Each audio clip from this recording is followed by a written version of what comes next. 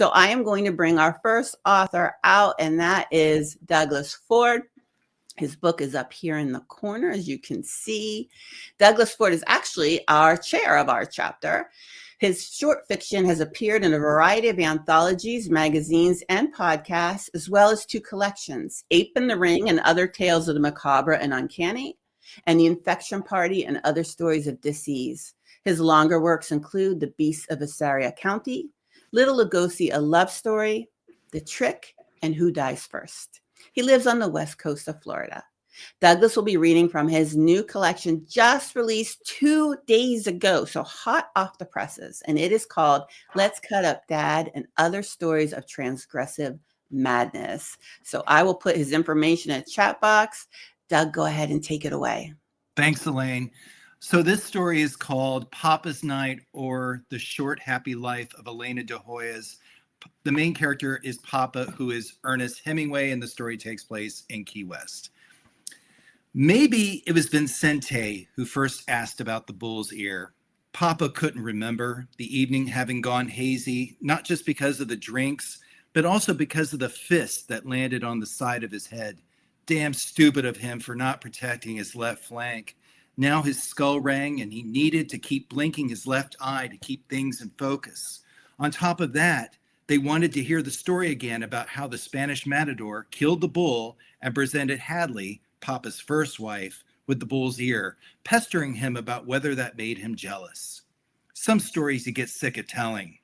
But did she eat it? Vincente wanted to know. Do tell us if she ate that ear in front of you.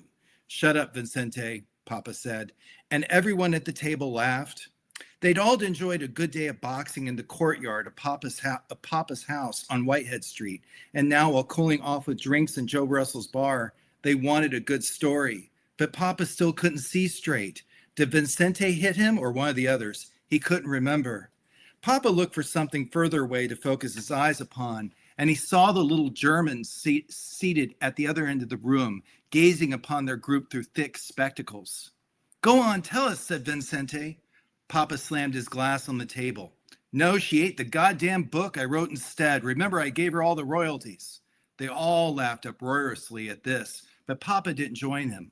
Instead, he began to feel uneasy under the German's gaze. The man looked damn peculiar, his bald head mottled with age spots and a chin sporting a pointed white beard. But his most telling feature were his eyes, magnified by the round glasses, fixed squarely in Papa's direction. He looked like an undertaker, even wearing a black suit with matching bow tie, a fashion not at all conducive with the heat on the southernmost tip of the United States. A small island at that, where many knew the German as an employee at the Marine Hospital. He called himself Count something or other, though Papa figured that name was bullshit. He also heard the man had fallen in love with some Cuban girl who came to the hospital years ago, though the details proved cloudy after the boxing and drinking. And with Vincente refusing to let such an old, tired story go, now Miguel offered quips about the girth of Hadley's throat. Vincente pounded the table with laughter, and once again, Papa's head throbbed with the memory of the fist striking his head. These men had wives and ex-wives of their own, except Paleo, who had a prostitute who visited him regularly. Still, Paleo referred to her as his wife, but only Papa found this amusing, the others willing to grant the fisherman his illusion. Papa tried to bait them into some good-natured needling, but they wouldn't bite. For some reason, they found Paleo's feelings sacred, but a decade-old story about Papa's being cuckolded with a bull's ear made them burst in riotous laughter.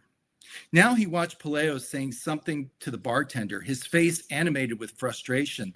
The bartender cut the air with his hand as if to end the argument. What's that conversation about? Papa asked Miguel. Paleo's wife didn't show up last night. Paleo's worried she found a new man.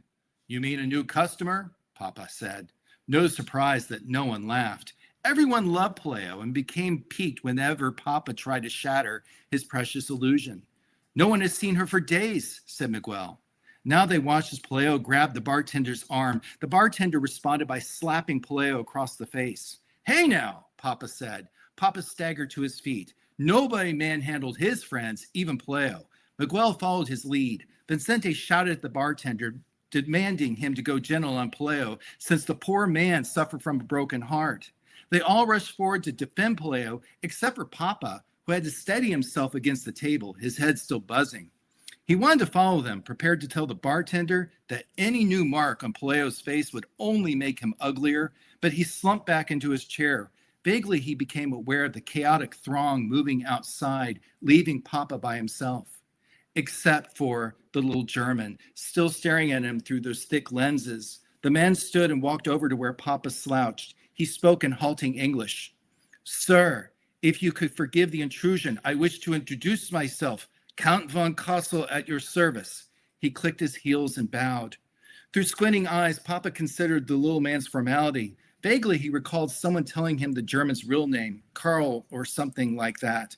When Papa offered no reply, the Count continued, "No need to introduce yourself to me, of course. Everyone knows you as the famous writer, the greatest in the world. I've hoped to meet you at one of these evenings. I have a wondrous story to share with you, a story about the love of a beautiful woman.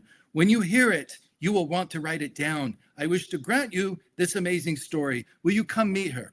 Papa found a glass still containing some liquid. He drained it quickly and looked around the room. Where had the others gone? Spilled out into the street, apparently. The funny little German awaited his answer. "Meet who?" Papa asked. The Count smiled, revealing a mouthful of tiny teeth. Papa didn't trust men with tiny teeth. "A beautiful woman, the most beautiful on the whole island, nay, the whole country, nay again in the whole world. I wish to introduce her to you. Her name is Elena de Hoyos." Papa searched his memory. The name rang a bell. He looked around the room.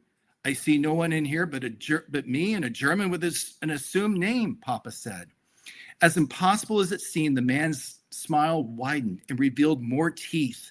"She's at my home. Will you come meet her? Tonight will mark a glorious occasion. Trust me, you will want to tell this story."